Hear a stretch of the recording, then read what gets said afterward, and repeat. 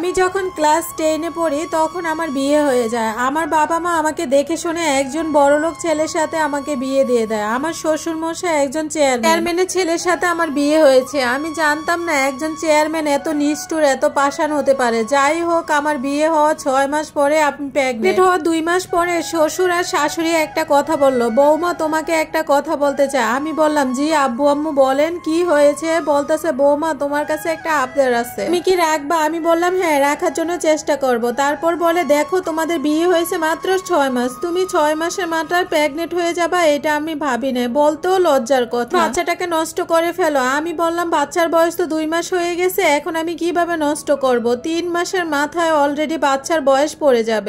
এগুলা কি বলেন? আপনাদের ছেলে কি বলতে চায়? তারপর আমার শ্বশুর বলতেছে, আমার ছেলে কি বলবে? আমরা যা বলবো তাই হবে, আমার ছেলের কথা মতো হবে না। তারপর রুমে গিয়ে কান্না করতে করতে আমার হাজবেন্ডকে বললাম, তুমি কি আমার বাচ্চাটাকে নষ্ট করে ফেলতে চাও? ও বলতেছে, না, নষ্ট করতে চাই। বাবা হওয়ার ফিলিংসটাই তো আলাদা। তখন আমাকে বলতেছে, কি হয়েছে? তোমার বাবা মা তো চায় না বাচ্চাটাকে রাখি, নষ্ট করে ফেলি। তখন রিফাত বলে, কি হয়েছে? আমার বাবা মা তো এসব কথা বলবে না। তারপর বাবা মার কাছে গিয়ে জিজ্ঞাসা করলো, কি বলছো বাবা মা? আমি কি বাচ্চাটাকে নষ্ট করে ফেলবো? তারপর আমি জানি না, তারা দরজা লাগিয়ে অনেক কথা বলবো। কিছুক্ষণ পরে রিফাত আমার কাছে এসে বললো, হ্যাঁ তুমি বাচ্চাটাকে নষ্ট করে ফেলো। তারপর আমি বললাম, সত্যি বাচ্চাটাকে নষ্ট করে ফেলবো? আল্লাহ পাপ দিবে তো। তখন আমার স্বামী বলল, সেটা পরে দেখা যাবে, তাড়াতাড়ি বাচ্চা নষ্ট করো, আমি তোমাকে হসপিটালে নিয়ে যাব, তাড়াতাড়ি আমার সাথে রেডি হয়ে চলে আসো। আমিও তার সাথে রেডি হয়ে চলে গেলাম। আমার শরীর থেকে অনেক ব্লাড বের হয়েছে, আমার শরীর অনেক বেশি ক্লান্ত হয়ে গেছে, আমি শোয়ার থেকে উঠতে পারি না। আমার শাশুড়ি এসে বলতেছে, তুমি শুয়ে আছো কেন? কাজকর্ম কে করবে? রান্না বান্না, ঘর ঝাড়ু দেওয়া, সমস্ত কাজ কে করবে? তাড়াতাড়ি উঠে তুমি সব কাজ করে ফেলো। আমি বললাম, কিভাবে করবো আম্মা? আমার শরীর অনেক খারাপ, আমার অনেক মাথা ব্যথা করতেছে, আমার শরীর অনেক দুর্বল লাগতেছে, বাচ্চাটা নষ্ট হয়ে যাওয়ার পরে আমার কাছে ভালো লাগতেছে না, আমি কি একটু রেস্ট করার জন্য সময় দেন? তারপর বলতেছে, এত সময় দেওয়া যাবে না, রাত্রেবেলা তুমি রেস্ট নিবা, সারাদিন কাজ করবে। কেন জানি আমার সাথে তুই তুকারি করতেছে। আমি বললাম, কেন মা, কি হয়েছে? এরকম ভাবে কেন নির্যাতন করতেছেন? বলতেছে, এমনিতেই করতেছে, আমি তোর উপরে কোনো নির্যাতন করতেছি না, তুই সব কাজ করবি। তারপর আমাকে বলতেছে, তুই ঘরের বউ বলে কথা, আর আমি তো শাশুড়ি, আমি তো অর্ডার করতেই পারি তোকে। তারপর কথা না বলে আমাকে অনেক ঝাড়ি দিত সবাই কথা কথা, আমি অশিক্ষিত, মূর্খ,